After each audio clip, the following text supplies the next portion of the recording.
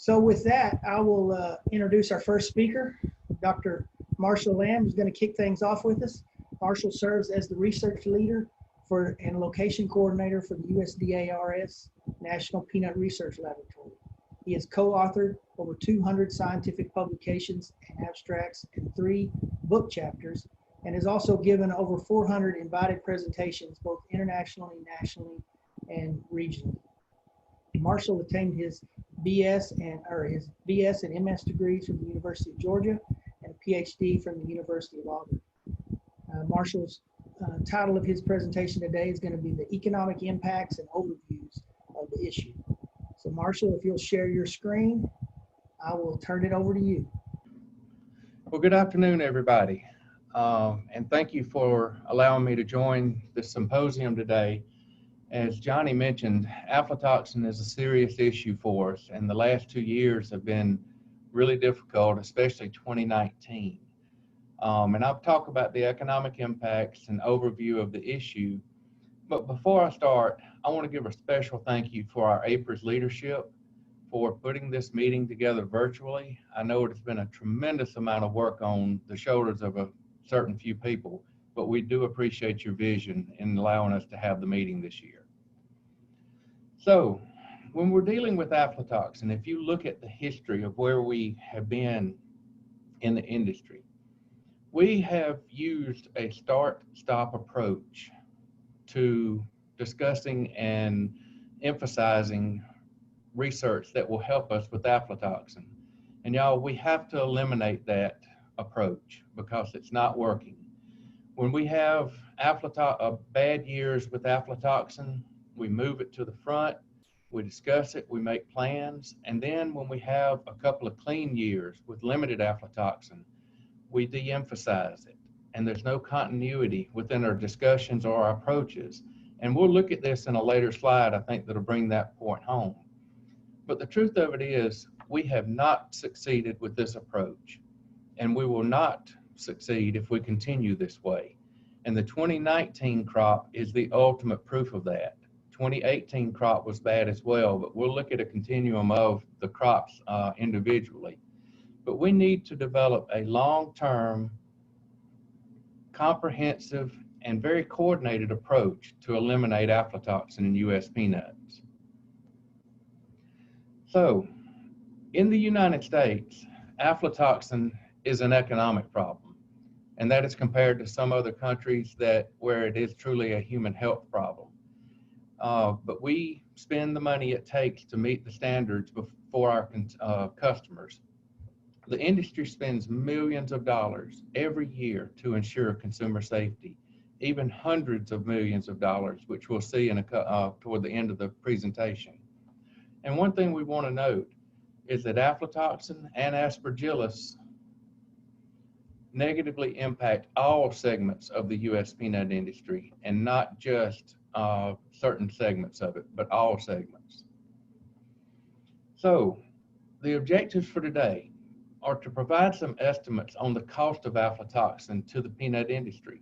I want to give this in a historical perspective, and then I want to provide current estimates so that you'll see the last several crop years and how much it cost.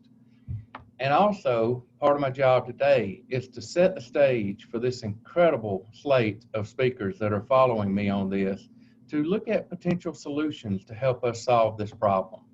So I'm looking forward to their comments. My slides are moving on their own, y'all. So, for the historical perspective, there was a study that we conducted looking at the 1993 through 1996 crop years, and we published it in Peanut Science.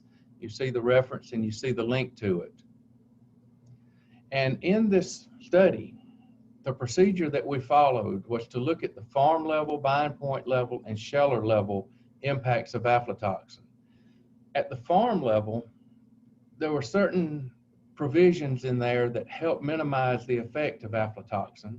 One was the old, no longer have them now, the old disaster transfer options, such that if a grower did not fill his or her quota a particular year, or if they had seg 3s, they could then do a fall transfer of that quota and sell it for 1 year and actually get money back against that.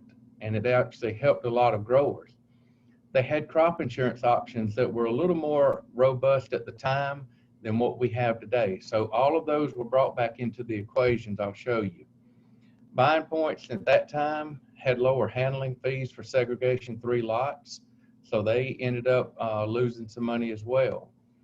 For the shellers, we completed a very comprehensive and detailed survey with the shellers, and it was confidential. We didn't receive any information that was tagged to a particular sheller. And in this survey, there were 145 variables per sheller, looking at anything from buying point testing costs, farmer stock purchases, shell stock outturns and the like, but then also shell stock testing costs and the equipment. Also looked at failed lots due to aflatoxin that then required remilling and or blanching. And then we looked at the cost of remilling and blanching and the product loss from remilling and blanching. Don't know what's happening.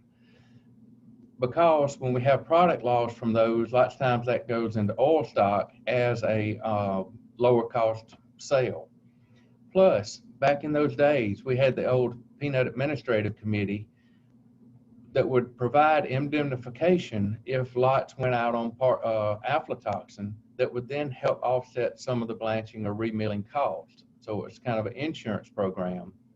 And then also labor, management, transportation, and other variables like that added to the cost. So here's a quick look at the results from that study. And this is the net cost of aflatoxin. All of the protections I just talked about in the previous slide are included in here to get a net cost of aflatoxin. And as you can see, during the study period, we had 2 years that were pretty good, pretty clean, that being 1994 and 1996, at anywhere from 10 to $12 million. But we also had 1993 and 95 that were really bad years for aflatoxin, where it cost the industry, the Southeast industry, $37 million and $44 million. And as you can see, in 1995, that equated to $50 per acre lost for every acre planted in the Southeast. So tremendous losses that accrue in bad years that we have aflatoxin. Over the entire study period, it averaged to be $26 million over this 4-year period, or $28 an acre. And if we can solve the aflatoxin problem, we won't incur these costs anymore. Now, what if those safety nets that we talked about weren't there? If that was the truth, if those aren't there anymore, similar to what we have now where they're not, some of those aren't available, the cost would have been $52 million on average over that 4-year period, and it would have cost $56 an acre for every acre planted in the Southeast United States. So they're big costs, they're tremendous cost. And now, this is a more recent picture to give the current perspective. This slide was provided to me by my friend Mike Jackson with JLA Associates, and this shows the fail rates at greater than 15 parts per billion average for Southeast runners, okay? And if you look at 2010 and 2011, we were losing over 20% of the Southeast crop because the aflatoxin was greater than 15 parts per billion on first testing. That was 2 years where we emphasized aflatoxin research. We followed those 2 years with 2012 and 13, where it was a very clean crop, and we kind of de-emphasized everything, and we stopped talking about research in aflatoxin. But then you see it creeping back up in 2014, 15, and 16. 2017 was a good year, but focus on 2019. And this was as of the end of May, when Mike made this slide, that we're losing 30% of the crops to fail rates at greater than 15 parts per billion average. 30%. That is an enormous number. It's a staggering number that we're looking at. So what I did, y'all, was I took the JLA numbers to get a rough estimate of the cost of aflatoxin for the 2010 through 2019 period. And the average under today's way of, without the protections and such, the average was $57 million per year is what aflatoxin cost us. That's $41 an acre for every acre planted. Tremendous losses. 2019, which was our worst year, as you saw, $118 million in losses due to aflatoxin. And that equates to $84 per acre. So this is something we have to get our hands on and get a handle on and start fixing. So the truth of it is, y'all, and I'm not trying to step on toes, but I'm going to be very honest, we haven't improved at all. And if we account for changes in policy and the old loss protections that we had back in the previous period that we looked at, I would say that we're actually worse. And that's something we shouldn't stand for. Now, I want to tell you, these estimates on this slide are not yet official. And personally, I think they're very conservative. I think that when we look at them deeper, we're going to find that they're conservative. Right now, I'm working on a grant with the American Peanut Council to actually do another study on the cost of aflatoxin with these current numbers. And we'll be able to quantify that. And I thank the Peanut Council for funding it. We're also working with the American Peanut Shellers and other industry organizations to get the data, and we'll have this information published soon with the more current numbers. Now, on to a few misperceptions that the industry brought forward when I was talking to some of them about this talk. One of them is that shellers can just blanch and or remill to remove aflatoxin. Well, that's not always true, and we're certainly seeing that it is not true in the 2019 crop. And shelling or blanching and remilling come at very high cost. You have to pay for the cost to blanch, you have to have costs associated with remilling, and you also have product loss that's going to go to oil stock, which is a lower value stream. And this year, we're still having failures after blanching and remilling. So it's not a give-all just to blanch and remill the product every time.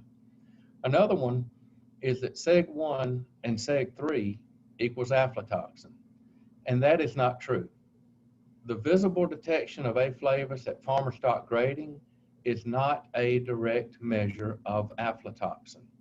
It's the caught and the uncaught. Sometimes they see the mold, sometimes they don't, but it is not a direct measure of aflatoxin. And the 2010, 11, and 19 crops are proof where we had very low percentages of Seg3s, but yet we had very high failure rate at the end of the plant. Another misperception that came forward is that segregation at harvest helps the issue. Yes, segregation helps, there's no doubt, and it's critical for warehouse management. We've got to know where the bad peanuts are so that we don't mingle them in a warehouse with the good peanuts. The problem is we don't have really accurate and robust sampling and or testing plans for aflatoxin at incoming farmer stock delivery, which is why I think everyone's going to be interested in what Dr. Rowland is going to present to us now as some very innovative ways that can really help us with this problem. So we're looking forward to Diane's talk. Next misperception, we don't need low ppb because the USDA standard is 15 parts per billion. Well, go try to tell that to Europe, where they're at ppb at 4. Hold on, my slide jumped. Where they're at 4. Domestic customers within the US are 6 to 10. So yes, we do need low ppb. 15 parts per billion is simply a number, but it's not a number where most of the peanuts are marketed at. Looking forward to Dr. Arias and Dr. Holbrook when they talk about some of their steps forward that they've made in this that's showing really strong achievements in removing or greatly reducing aflatoxin. And finally, a lot of people say it's a sheller problem. Well, it is an industry problem, and growers were directly impacted this year in their seed. And Dr. Brenneman is going to talk to us about that. It's our problem as an industry that we need to address. And finally, the aflatoxin problem will go away if we ignore it. Well, it hasn't, and it is not going to. We have to address it. And Dr. Cowart will give us the industry perspective on this, which will really help us all see the 30,000 foot view from Dr. Cowart. So, how do we start this? Well, we have to work together, and we've got to coordinate. We all have limited resources that prevent us from doing everything we want to do individually. So we've got to work together, coordinate this research. There is a lot of promising research out there, but we've got to move faster to get it to the industry. But understand, this will take time and it will be very, very expensive. Let's understand that up front. But the industry loses money every year to aflatoxin. We saw that. Enormous losses in 2019. But we also lose customers. And if we have a customer in Europe that we cannot supply because of aflatoxin, and those peanuts come in from Argentina, it is oftentimes hard to get that customer back. And we have to understand that as well. We need to establish some short, mid, and long-range goals that we can start implementing to eliminate aflatoxin. We need to start now, and we don't need to stop until we win this battle. So, thank you for your time today. Thank you for the symposium, and now on to the other panelists.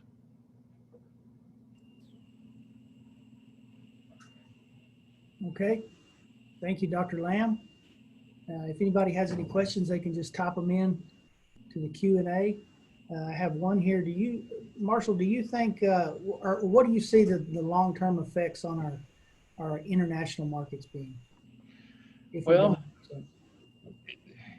we know that we aren't being able to supply Europe right now with some peanuts because of our aflatoxin, and that is opening the door to other suppliers to supply that demand. And if this continues, our international markets are potentially, for edibles, are potentially or most likely going to continue to go down. Okay. That's a good reason to try to do something about it. Okay, Marshall, what can we do to change the valuation of peanuts that could change the economic landscape to incentivize the practice to reduce aflatoxin? Well, that's a difficult question. Economic incentives are always something that would help solve a problem. But I think we have to solve this at a deeper level, at the science and research level, to not have this problem. And as Darlene and the graph showed from JLA, it's been recurring, but it has gotten worse over time. Now, more incentives that might encourage more irrigation might be one of the keys, but we have limits on water in a lot of our areas that we grow peanuts in. So I think that this has to come through funding for research, that we can address this problem for research and eliminate it, or at least get to where we can control it through research that can be implemented in the industry. Okay, great. Thank you for that. So Diane, I think this is for you. There's a little bit of lag in the questions coming in, so sometimes we're kind of having to guess who this was for, but how do you suggest that the peanut industry should fund the mitigation of aflatoxin within the U.S. supply chain? Oh, I think that's a Marshall question. That's what I thought too, but I was told that was for you. So Marshall, do you have anything you want to say about that? Well, I mentioned that in the last slide, is that we need to set goals that we can define them as short range, middle range, and long-term goals. The short range goals, I would hope we could implement within, say, 5 to 6 years, that would show a reduction in pre-harvest aflatoxin, or, to Diane, a better way to segregate incoming farmer stock.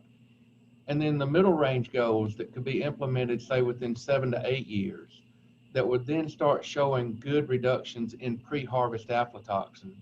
And then some of the longer range goals through breeding, genetics, advanced molecular techniques, that can have tremendous impacts and great reductions on pre-harvest aflatoxin.